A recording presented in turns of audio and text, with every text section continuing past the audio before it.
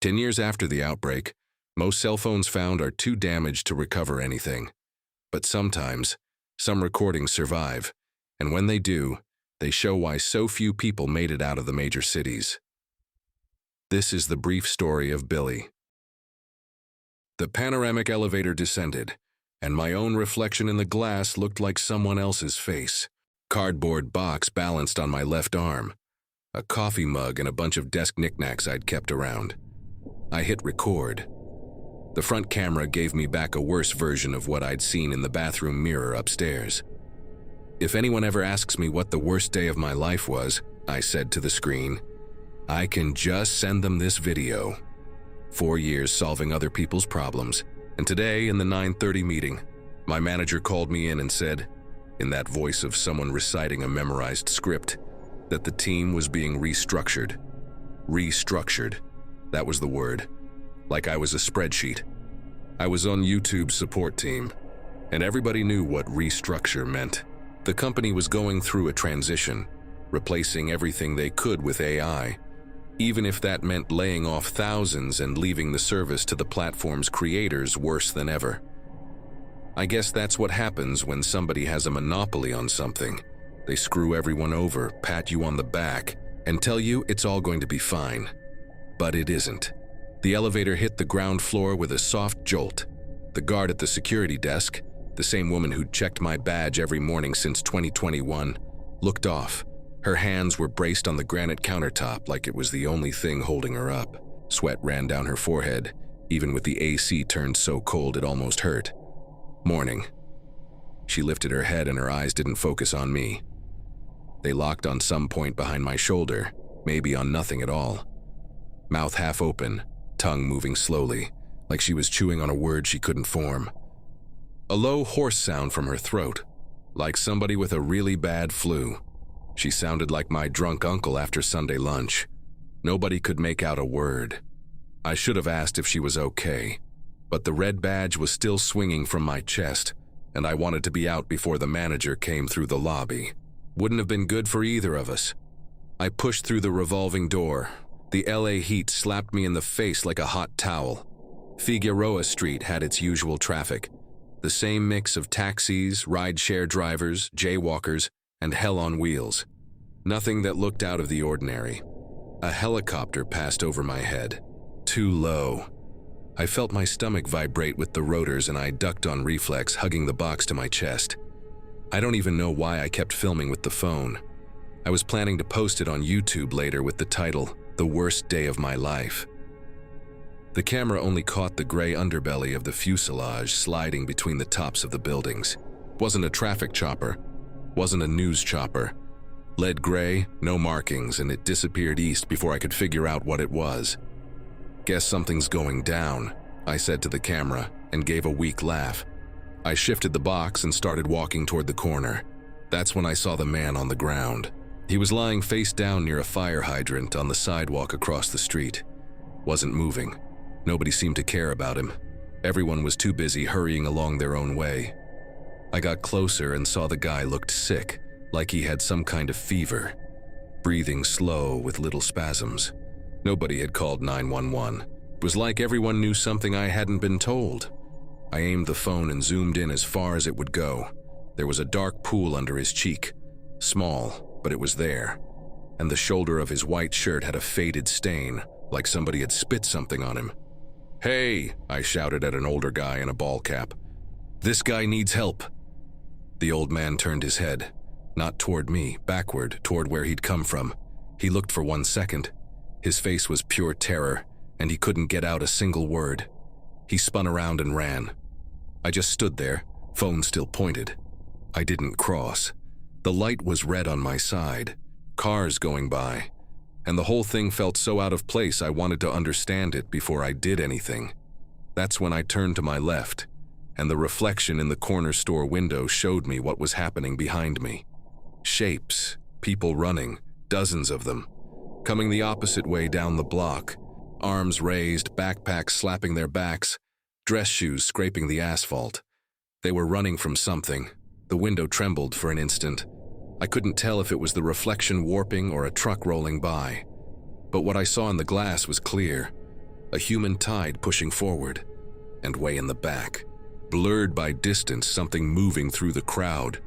It didn't run like the others, it tripped, got up, tripped again. Somebody shoved past me and yelled at me to run. Run from what? What the hell is going on? The man on the ground started convulsing. I watched him die.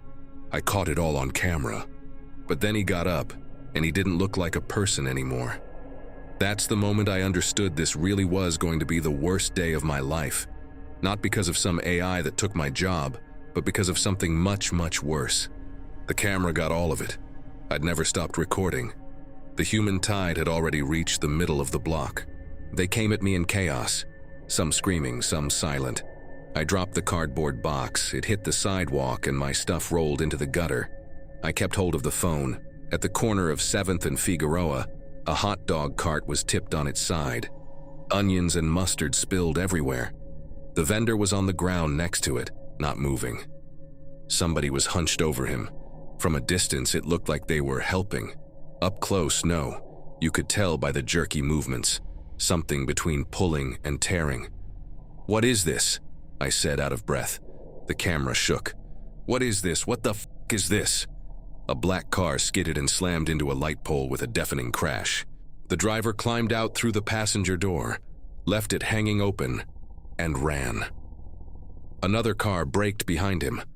Horns started layering over sirens, and sirens started layering over a new sound, lower, coming from the sky. The police chopper I'd seen go up minutes earlier was now climbing way too fast. Within seconds, 2 others took its place. These were bigger. Lead gray, same as the first, no visible markings. They hovered over the intersection. The side door of one of them was open. I saw the barrel before I heard the sound. The burst came, sweeping across the crosswalk. The noise hit a moment after the sparks. Chunks of asphalt jumped. A storefront window blew out. The thing on top of the vendor dropped sideways, but some of the people around it dropped too. People who were just standing there. People who were just trying to cross the street. I threw myself behind a cab parked half on the sidewalk. The camera caught asphalt, then sky, then the side of the car. My hands were shaking so hard the image blurred for a few seconds. The burst stopped. The chopper slid left and opened fire on another spot, further down, somewhere I couldn't see. The shots kept coming in short sequences. Pop, pop, pop, pop, pop, pop. I lifted my eyes over the hood. The crowd had switched directions. They were running the same way I was, away from the intersection. It wasn't dozens anymore. It was hundreds. They came in waves, slamming into me, weaving around the cab, and before I could even think about staying put, I was shoved forward by 3 shoulders at once. The camera smacked my chin. I didn't choose to run, I was carried. My feet barely touched the ground between shoves. The red badge whipped against my neck. At some point, glancing back, I saw the hot dog vendor get up off the ground. But the way he got up, that wasn't somebody recovering. He looked even sicker. And he started running too, not running away. After us. The crowd dragged me down Figueroa for a full block before dumping us all onto Hope Street. I wasn't running. I was being carried by the flow of panicking people. My vision was going hazy, and all I could think about was the smell of sweat, cheap cologne, other things hanging in the air between us. It was hard to breathe. The camera pointed sometimes at the ground, sometimes at the sky, sometimes at the back of somebody's head. It caught pieces. It caught 2 cops bailing out of a cruiser parked sideways in the middle of the lane. One of them drew his pistol and fired on 2 people closing in. They didn't even feel the rounds in the chest. They kept coming. The other one never made it to his weapon. He just ran. It caught a 3rd cop further down, taken face first to the ground by a mob. He tried to bring his gun up. No time. Bodies dropped on him and the blue uniform disappeared under a tangle of arms. And the last thing I saw was the sole of his boot kicking against the asphalt. Nobody around me slowed down. Nobody looked. The revolving door of a bank appeared on the left. A few people were trying to get inside. A woman grabbed the shoulder of the woman in front of her and shoved. It wasn't an accidental shove. It was the shove of somebody who needed to go first. The second woman fell between the door panels and the door jammed with her stuck outside. The first one slipped through a different section and got in. She didn't look back. Up ahead, in the middle of a crosswalk, a man was on the ground. No way to tell if he'd tripped or been pushed. People went over him, stepped on his chest, his arm, his leg. Somebody stepped on his face. He was still screaming when I went past, and 15 seconds later, he wasn't. One of the military choppers appeared over Hope Street. This time, it wasn't a burst. It was heavy fire. The windows of the building on my right started blowing out one after another in a descending line. Chunks of concrete leapt off the facade. I was thrown left, along with a piece of the crowd, toward the entrance of an office tower. I don't know who opened the door. I don't know if it was already open. The revolving doors spat me into the lobby with a dozen other people, and I dropped to my knees on the floor. Somebody was yelling from the back of the lobby, "Elevator, open elevator!" I got up. I ran without thinking. I got in with 5-6 other people, didn't know any of them, didn't choose to get in. I was just carried by circumstance. Somebody hit buttons without looking, several of them. A whole row lit up on the panel. The door started to close, and right then, at that exact moment, the glass at the building's entrance exploded down on the ground floor, and the sound bounced through the lobby. Behind us, several of those things, there was no other way to describe them, were busting through the glass and rushing inside, lunging onto other people. Outside, I saw a helicopter slam into the side of a building and explode in a fireball. Things were going south fast. The world was ending, and the panic was only growing. An infected got close, 1 second before the elevator shut and went up. Somebody inside was hysterically screaming that the dead were coming back to life, that it was the end times. Somebody else snapped back that it was just the virus, that nature was finally evicting humanity from its planet. Plenty of theories, and every one of them led to the end of the world as everybody knew it. The elevator stopped on the 18th floor. It wasn't a choice. It was just the first lit button in the row that matched the floor we'd reached. The door opened onto an office floor that looked more like hell. The fight to survive was in full swing. A woman ran toward us, and before she could reach the doors, somebody hit the buttons. The doors closed, leaving another innocent person behind. The last thing I saw was someone desperate being dragged down by an infected. The elevator kept going up. The door opened onto a corridor with gray carpet, plants in white pots, frosted glass walls with the name of a law firm in gold lettering. The others scattered in silence. 2 of them ran to the right. One stayed in the elevator, hugging herself, and rode it back down. I never saw her again. I stepped out, walked left for no reason. The corridor was dead silent. The first door was glass with a magnetic lock, unlocked. I pushed it open and went in. Reception area, leather couches, nobody behind the desk. The phone battery was at 23%. That's when I heard the first footsteps. Footsteps of somebody being dragged forward, banging into the walls, then violent pounding on some nearby door, wood being beaten. I ran back to the glass door, hit the button on the inside, and locked it. I pressed my forehead against the glass, gasping. The phone was still recording. That's when he appeared in the corridor. A man who looked like an executive, white shirt torn at the shoulder, blood on the sleeve, blood at the corner of his mouth. He came staggering, but running, straight at me. He saw me. "Open it," he said, his voice weak. "For the love of God, open it." He put both hands on the glass, the palms left red prints. His eyes were alive, still. They were begging.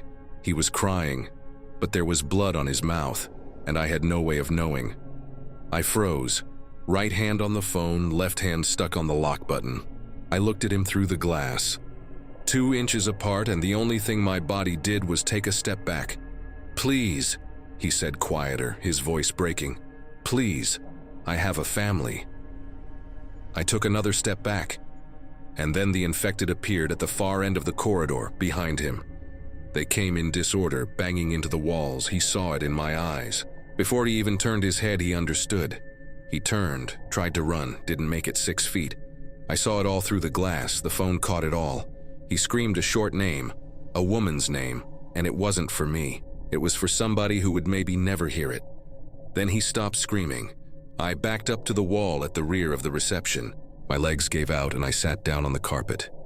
The glass door shook. The bodies were pushing the fallen man against it. The door gave. The tempered glass split into cracks and exploded inward in a shower of shards. The three bodies stumbled in over each other, stepping on what was left of the man. I got up off the floor. One of them fell across the coffee table and knocked over a vase. Another slammed shoulder first into the wall and kept going, not reacting to the hit. The woman in the skirt came straight at me, one arm missing, the other swinging at her side. I backed up as fast as I could. I went through the inner door, back into the hallway of offices. Chairs overturned, screens still glowing with reports no one was ever going to read again. I ran through the first open office, slammed into a desk, kept going. Another door, another room.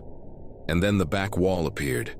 Floor-to-ceiling panoramic glass looking down on Figueroa Street 20 floors below.